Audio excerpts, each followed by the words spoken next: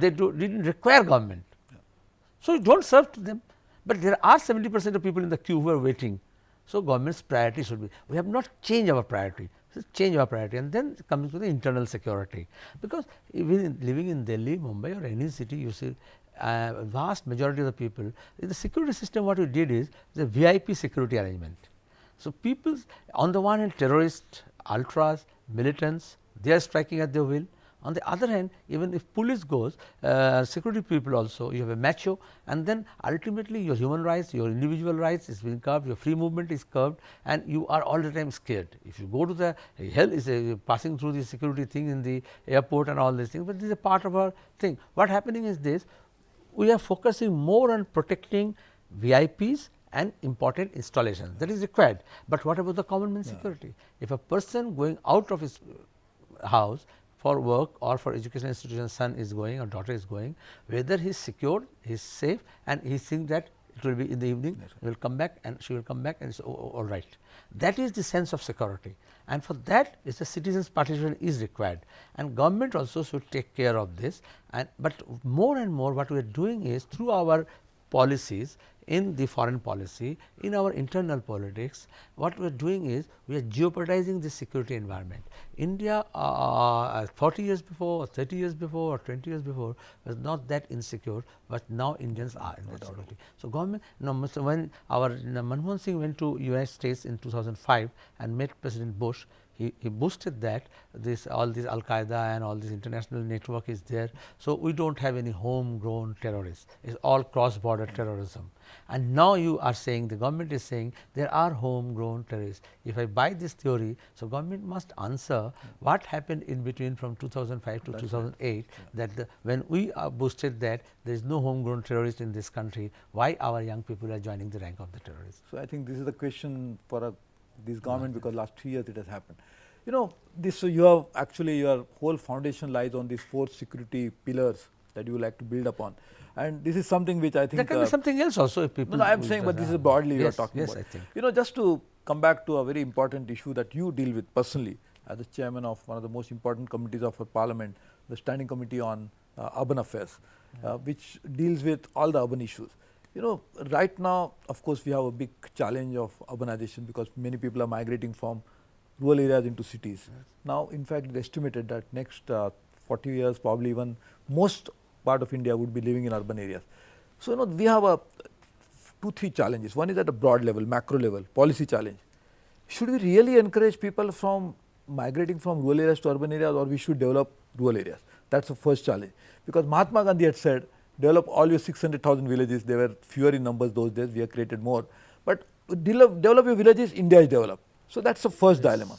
And second is, if you want to really bring people into the urban areas, then developing villages, how do you manage our cities? So, how do you deal with this challenge? Very fundamental questions these are, and in fact, being chairman of the urban development now compelled me to think over it, and I am studying also that, our committee also studying, and you are correct.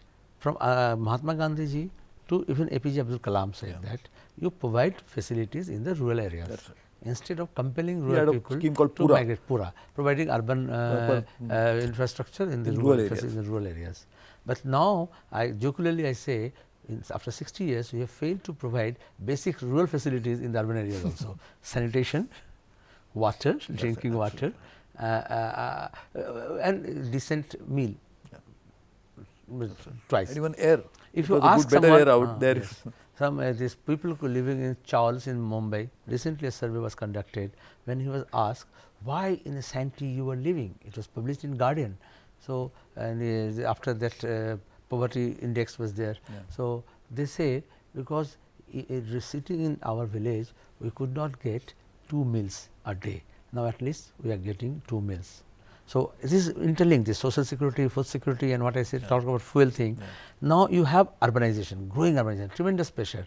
It is good that now some pace is slowing down, because people even after migrating to the cities is not going to get a livelihood. So, it is a disincentive. But and this REGA and all other things, some social security work, facilities and infrastructure in the rural areas, you provide education, your roads, drinking water, some facilities, non-farm sectors you promote, people won't come to the urban areas. They don't want to leave their villages. But if you don't have anything, for good education you have to come to the cities, for health treatment you have to come to the cities, even if you become a doctor, you become a lawyer, you have to come for your professional thing, you come to the cities, even doing big business you have to come to the manufacturing sectors also. All our in China it is rural based manufacturing units, but we didn't promote that. We have to do that. But coming to your basic questions, now in the urban area the people are coming, but that does not mean that we have created and we are managing well. The cities are, if you go to the smaller cities, big cities or even metro cities or mega cities, the city management is in bad shape. It will go anywhere. It is not only completely collapsed. It is collapsed. I always Basic used to say infrastructure. jocularly that there was a big company in Mumbai called Bombay Dyeing. It was started by Nasli Wadia, the present Yes, owner, yes, his father. I said if Nasli Wadia's son was going to start a company in Mumbai, he will not call it Bombay Dyeing, he will call it Bombay Dead. Because unfortunately the cities have become like you this. see urban flooding. You are earlier in 60s, 70s you were not urban flooding. Now it's Chennai, Bangalore, Calcutta, Delhi, Mumbai. What is urban flooding?